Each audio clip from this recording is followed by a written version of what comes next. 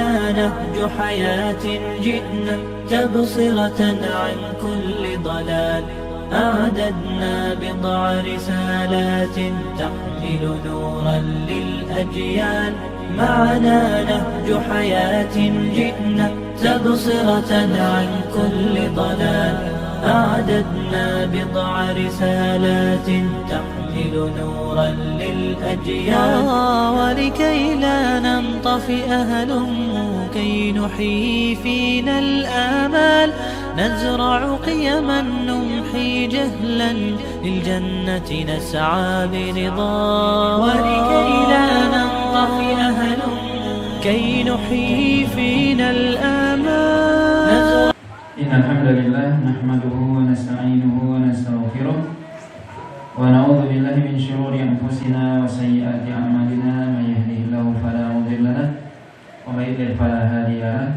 أشهد أن لا إله إلا الله وحده لا شريك له وأشهد أن محمدا عبده ورسوله الذي لا رسول ولا نبي بعده يا أيها الذين آمنوا اتقوا الله حق تقاته ولا تموتن إلا وأنتم مسلمون أما بعد.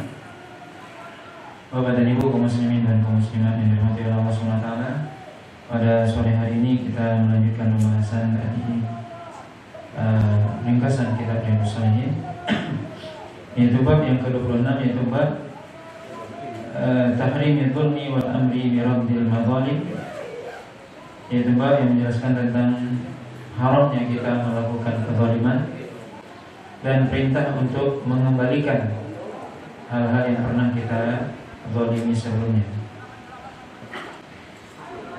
Tentunya kezaliman itu artinya adalah, kata para ulama, meletakkan sesuatu bukan pada tempatnya atau mengambil sesuatu yang bukan hak kita, itu kezaliman. Kita meletakkan sesuatu, menempatkan sesuatu bukan pada tempatnya, bukan pada posisinya yang benar, itu sebuah kezaliman.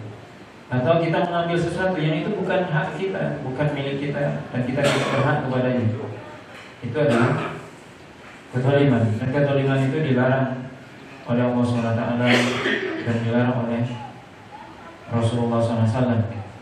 Bagaimana seorang muslim hendaknya dia berlaku adil, bahwasanya lawan dari kezaliman adalah keadilan. Bagaimana seorang meletakkan sesuatu pada tempatnya, kemudian memberikan kepada yang berhak haknya masing-masing.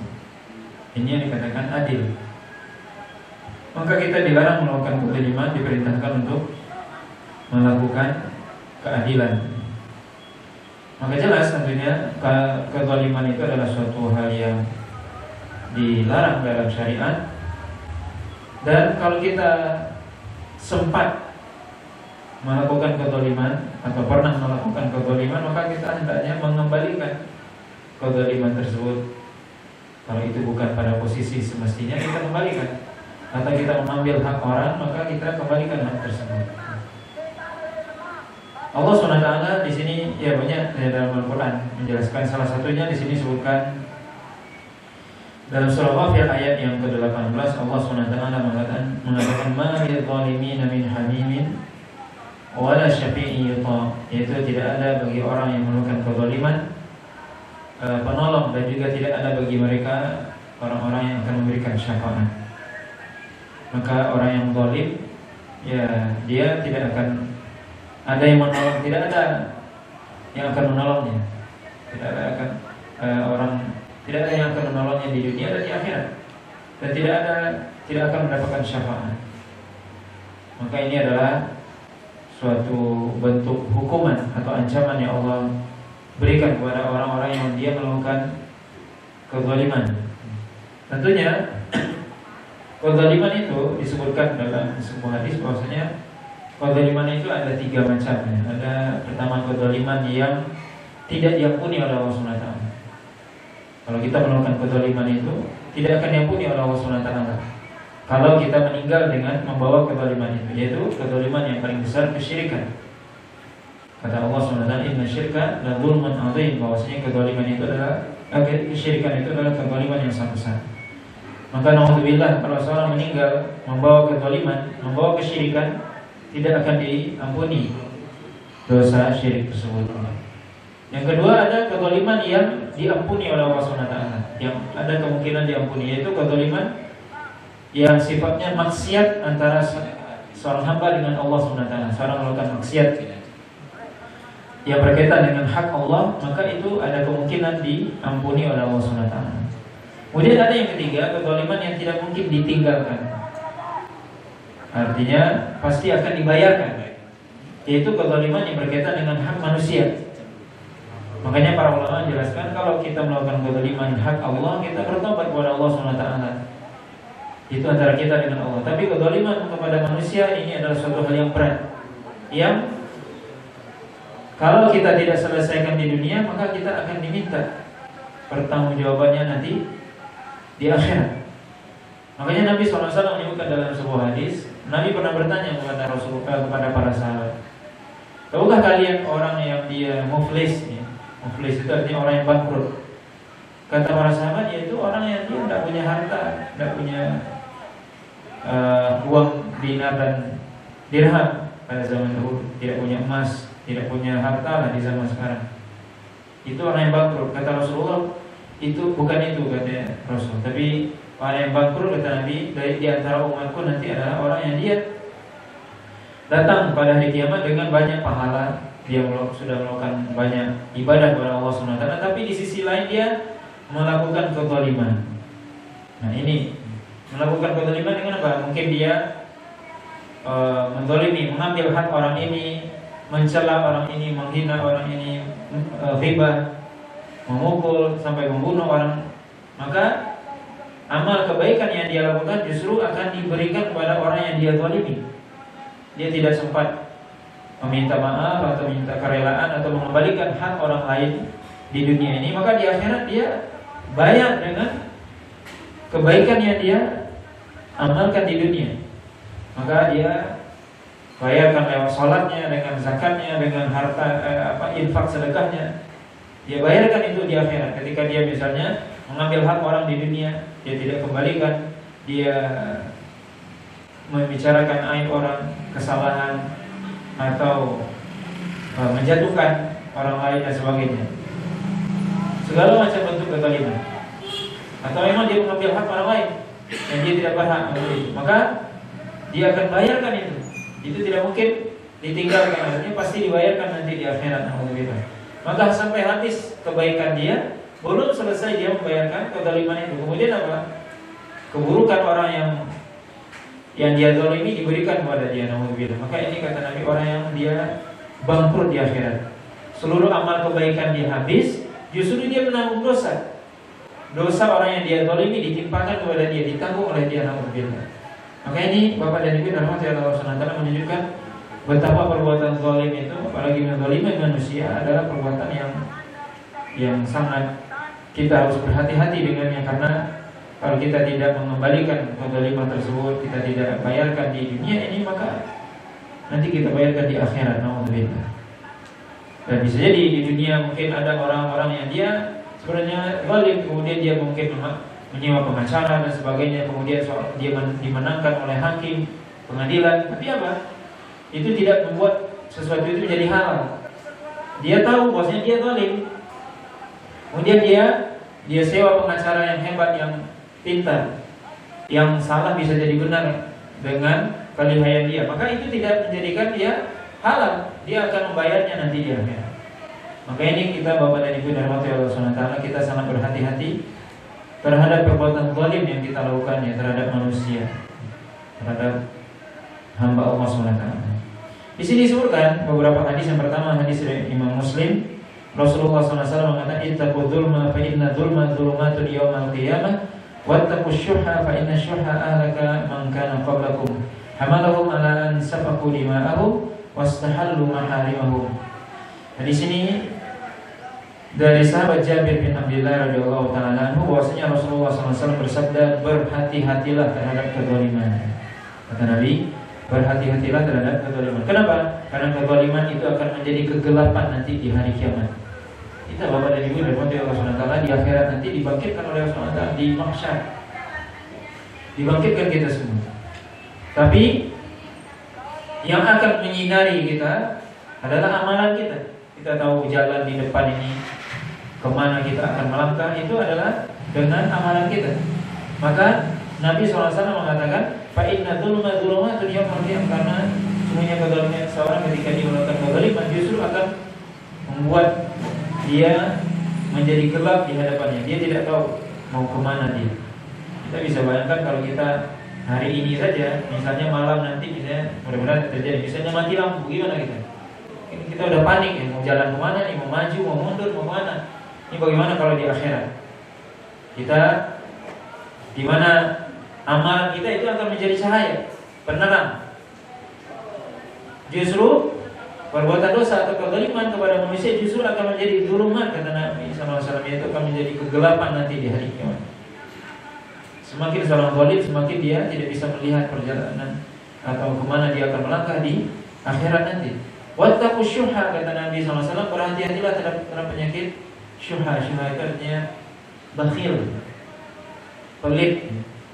Kata Nabi SAW, berhati-hatilah terhadap penyakit pelit atau bakhil, karena sesungguhnya orang-orang sebelum Anda itu hancur binasa karena penyakit ini, yaitu penyakit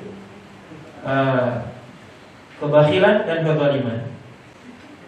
Maka Nabi SAW mengatakan penyakit kezaliman dan kebakhilan ini membawa seseorang untuk menumpahkan darah. Bisa kita lihat kezaliman. Coba kita lihat kenapa sekarang terjadi pembunuhan, terjadi mungkin berbagai macam pertikaian, ya. Itu karena kezaliman atau kebakhilan. Seseorang yang dia memiliki harta yang banyak, kemudian dia tidak berbagi, tidak diberikan kepada orang yang membutuhkan dan sebagainya. Ini salah satu. Termasuk di sini kebakhilan juga maksudnya adalah tidak hanya menahan harta, tapi bakhil di sini justru dia termasuk juga ingin mengambil punya orang, dia ambil pula, punya dia pula. Maka dia menghalalkan segala cara agar harta itu semua milik dia. Karena ini lebih berbahaya. Ini maka syuh itu kata para ulama lebih dahsyat daripada bakhil. Bakhil itu hanya sekedar menahan harta, dia nggak mau ngasih orang. Tapi syuh itu dia ada dalamnya sifat tamak, dia ambil, pengen punya orang, punya dia. Dia akan menghalalkan segala cara agar dia bisa memperkaya diri. Nauzubillah. Maka ini kata Nabi SAW, umat-umat terdahulu itu celaka, binasa karena apa? Kezaliman dan sifat tamak atau kebakhilan ini. Sampai mereka menumpahkan darah dan bahkan menghalalkan sesuatu yang diharamkan oleh Allah SWT. Maksudnya dalam hal ini adalah wastahallu maharimahum, yaitu sampai mereka menghalalkan sesuatu yang jelas itu haram. Ya, dalam hal ini apa? Maharim itu artinya wanita-wanita yang diharamkan untuk kita nikahi. Jadi ada ketika orang melakukan kezaliman, ada sifat qama atau sifat bakhil ini dalam dirinya, dia akan menghalalkan sesuatu yang dalam hal ini dalam hal perbuatan zina. Ya, seorang berzina dengan orang yang punya dia punya hubungan nasab dengan dia. Nauzubillah. Ada orang yang berzina dengan ibunya, dengan saudarinya, dengan bibinya dan sebagainya. Ini maksudnya. Dia akan menghalalkan itu. Ada itu jelas-jelas ya. Zina saja dengan wanita yang bukan punya hubungan dengan kita itu diharamkan, apalagi dengan orang yang jelas-jelas punya hubungan dengan kita, tidak boleh. Ya, menikahi wanita, termasuk menikahi wanita yang diharamkan untuk kita nikahi. Tidak boleh seorang menikahi ibunya, menikahi putrinya, saudarinya, bibinya. Ini nggak boleh. Ketika orang punya penyakit kezaliman dan penyakit syuhqamah dan sebagainya, ini puncaknya dia akan menghalalkan segala cara. Yang pokoknya apa? Kemauan dia tercapai. Baik itu dalam hal harta, dia akan berani akan menumpahkan darah orang untuk apa? Mencapai harta, mengumpulkan harta. Kemudian juga keinginan hawa nafsunya, dia akan menghalalkan semuanya. Yang haram, jelas-jelas haram, dia akan langgar. Bahkan haram yang paling jelas yaitu apa? Menikahi wanita yang mahram dia, yang tidak boleh untuk dinikahi. Maka ini menunjukkan bahaya dari penyakit ini. Kemudian dalam hadis yang lain Nabi SAW mengatakan dalam hadis Abu Hurairah yang juga diriwayatkan oleh Imam Muslim, Rasulullah SAW mengatakan la tu'addunna al-huquqa ila ahliha yawmal qiyamah hatta yuqala lisyatil jalha min asyatil qarna. Kata Rasulullah SAW, sungguh kalian benar-benar nanti di hari kiamat benar-benar akan membayarkan hak-hak kepada yang berhak menerimanya pada hari kiamat. Sampai apa? Sampai disebutkan kambing yang dia tidak punya tanduk, yang dia di dunia didolimi oleh kambing yang punya tanduk. Ada kambing yang punya tanduk, ada yang tidak. Kemudian yang punya tanduk ini dia seruduk kambing yang tidak punya tanduk itu. Mungkin dia luka dan sebagainya. Nah, sampai di hari kiamat itu akan dibalas oleh Allah SWT, akan dikisos oleh Allah SWT. Sampai segitunya. Artinya apa? Apalagi kita manusia yang kita diberikan akal oleh Allah SWT. Memang kita diciptakan ke dunia ini untuk beribadah kepada Allah SWT dan menjauhkan diri dari perbuatan yang dilarang, termasuk kezaliman. Maka kalau kita menzalimi orang, apapun yang kita lakukan, sedikit atau sekecil apapun maksudnya, maka akan kita bayarkan nanti di akhirat. Baik berkaitan dengan harta, kehormatan diri seorang, atau darah yang kita tumpahkan dan sebagainya. Ini akan dibayarkan di akhirat, naudzubillah. Maka ini kita hendaknya berhati-hati terhadap perbuatan zalim. Ya, dan kita lebih berhati-hati lagi dalam menzalimi orang yang mungkin dia lemah menurut kita. Pada hari ini misalnya ada orang yang dia mungkin miskin, terus kita zalimi, atau orang yang dia lemah, rakyat jelata dan sebagainya, tidak punya kedudukan, kita zalimi gitu. Dan dia tidak bisa melawan, dia tidak bisa memberikan perlawanan. Ingat bahwasanya Allah SWT melihat dan mendengar, mengawasi kita. Allah SWT akan membalas nanti di akhirat. Allah SWT akan menuntut, orang itu akan menuntut di akhirat, dan Allah SWT akan berikan kemampuan, kekuatan kepada orang itu untuk balas kepada kita. Maka kita hati-hati yang menzalimi orang yang mungkin kita menganggapnya suatu hal yang biasa, atau itu orang lemah, gak punya kedudukan, ya kita anggap biasa saja. Naudzubillah, nanti di akhirat kita akan diminta pertanggungjawaban oleh Allah SWT ketika kita menzalimi hak-hak orang yang lemah. Kemudian yang terakhir dalam bab ini adalah hadis yang juga diriwayatkan oleh Imam Muslim dari sahabat Abi Umamah radhiyallahu ta'ala anhu, anna Rasulullah sallallahu alaihi wasallam qala, man iqtata'a haqqa imri'in muslimin bi yaminihi faqad awjaba Allahu lahu an-nar wa harrama 'alaihi al-jannah. Faqala rajulun wa in kana syai'an yasiran ya Rasulullah. Qala wa in kana qadiban min araq. Kata Nabi sallallahu alaihi wasallam, siapa saja seseorang yang dia mengambil hak seorang muslim dengan sumpahnya, dan sumpah itu sumpah palsu, dusta. Jadi maksudnya apa? Ada seorang yang dia ingin mengambil hak orang sampai dia bersumpah, dan sumpahnya itu dusta. Demi Allah, ini benar punya saya ini, kata dia. Benar ini tanah saya ini, kata dia. Tapi dia bersumpah itu dengan dusta, sampai dia sampai berani dia bersumpah dengan nama Allah. Maka Allah SWT katakan, maka bagi dia nanti di akhir ada neraka Allah SWT, dan Allah haramkan bagi dia surga. Sampai seorang sahabat bertanya, walaupun yang sedikit wahai Rasul, walaupun dia mengambil hak orang itu sedikit saja, hal yang sepele. Kata Nabi, iya, walaupun dia cuma mengambil setangkai kayu arak, ya, kayu arak itu adalah kayu yang digunakan untuk bersiwak, ya. Kalau kita ke Mekah, Bapak Ibu ke Madinah, itu ada orang-orang Arab biasanya ada jual kayu siwak itu. Mungkin berapa ya? Segini lah panjangnya. Kayu itu kecil ya, kecil segini sekelingking kita lah. Panjangnya 2 kali kelingking kira-kira. Kecilnya seperti kelingking kita. Itu namanya kayu Arab. Itu hal yang kecil. Walaupun kita ngambil kayu yang kecil tadi mungkin remeh menurut kita, tapi akan kita pertanggungjawabkan di akhirat. Bagaimana Nabi SAW mengatakan di sini, siapa yang mengambil hak orang, maka dia akan kembalikan nanti di akhirat, walaupun kecil, walaupun itu kecil. Maka hendaknya kita tidak menganggap remeh sesuatu yang kecil. Makanya bisa kita lihat sejarah Bapak dan Ibu yang dirahmati Allah SWT. Ada pernah terjadi ya di zaman para ulama terdahulu, bahwasanya ada seseorang yang dia ketika itu belajar ya, dia penuntut ilmu, belajar para ulama. Dia ketika itu minjam pena lah kalau bahasa kita, minjam pena untuk mencatat ketika belajar. Kemudian dia lupa mengembalikan. Itu sampai dicari orang itu, sampai segitunya. Kalau kita lihat hari ini kan suatu hal yang sepele, pena apalah gitu kan. Berapalah harganya, tapi kita lihat bagaimana waroknya orang terdahulu, para ulama terdahulu. Ya seperti hal yang sifatnya kecil seperti itu, dia lupa mengembalikan, dia cari orangnya, dicari itu orang, saya udah minjam ini pena ini, orang sudah berbuat baik sama saya harus kembalikan, dicari orangnya itu berhari-hari, disusul sampai ke tempat yang jauh. Nah ini bisa kita lihat bagaimana orang-orang terdahulu, bagaimana mereka sangat warok, sangat berhati-hati dalam segala hal, apalagi berkaitan dengan hak-hak manusia. Kita meminjam sesuatu, kita harus ingat Bapak Ibu. Karena kita di zaman kita sekarang sering kita minjam tapi kita tidak ingat. Kalau kita tak lupa tulis walaupun kecil. Oh saya minjam sama si A ini. Nanti kita ingat itu catatan, kembalikan. Kalau enggak apa?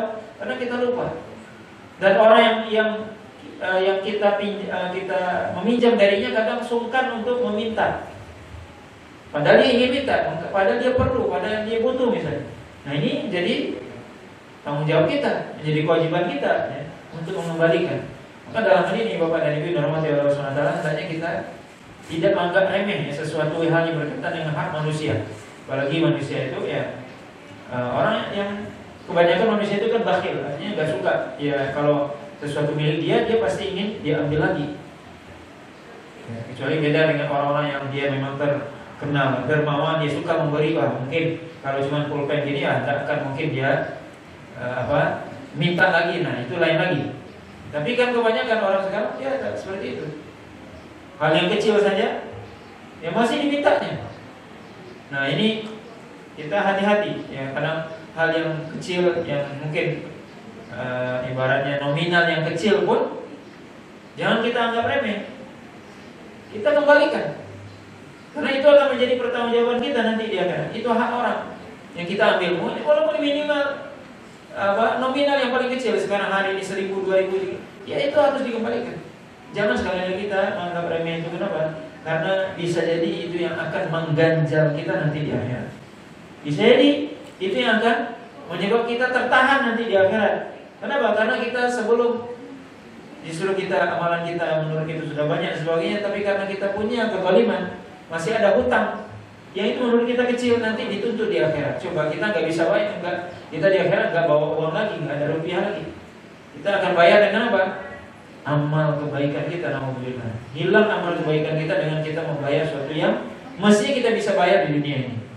Maka karena itu Bapak dan Ibu dirahmati Allah SWT, hendaknya kita berhati-hati sekali lagi. Memiliki sifat warok, kata para ulama, yaitu berhati-hati dalam hal terutama yang berkaitan dengan hak manusia, karena memang itu mesti kita bayarkan nanti di akhirat kalau mereka tidak mengikhlaskannya, tidak merelakannya kepada kita di dunia ini. Maka hendaknya kita tidak menganggap remeh, walaupun itu suatu hal yang menurut kita kecil, bisa jadi menurut orang itu bukan kecil, justru menurut dia itu sangat berharga dan penting. Nah, Allah Ta'ala mungkin ini pembahasan kita pada sore hari ini yang berkaitan dengan bagaimana diharamkannya kezaliman dan bagaimana kita diperintahkan untuk mengembalikan hak-hak yang ada pada kita, dan jangan sampai hak tersebut yang akan mengurangi pahala kita nanti di akhirat. Nah, Allah Ta'ala, sebelum kita tutup mungkin kalau misalnya ada kadang kita nggak sadar atau nggak sengaja gitu, atau mungkin juga sengaja hibah orang gitu ya, ngobrol ke bawah gitu. Gimana caranya kita, mungkin itu jadi dosa gitu, gimana cara kita menghilangkan dosa itu? Ya, para ulama menjelaskan pertama kalau kita bisa meminta maaf kepada yang bersangkutan itulah yang lebih baik. Itu yang lebih baik. Tapi kalau seandainya kita tidak bisa, dalam artian kenapa? Kalau saya minta maaf, saya di hadapan dia istilahnya sangat dekat lah, dan kita ini dihormati sama dia atau dianggap orang baik. Nah, ternyata kita kita gibahin dia, dia akan berbalik arah sama kita.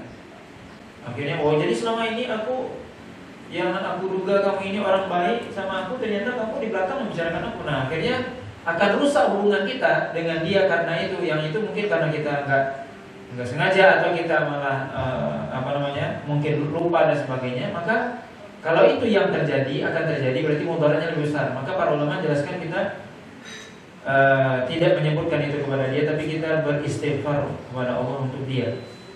Ya, kita doakan dia, ya Allah, ya ampuni dia, ya karena saya sudah menggibahi dia. Ya, maka kita doakan dia dengan kebaikan. Itu caranya bertobatnya. Kalau kita khawatir, kalau kita justru minta maaf, justru akan terjadi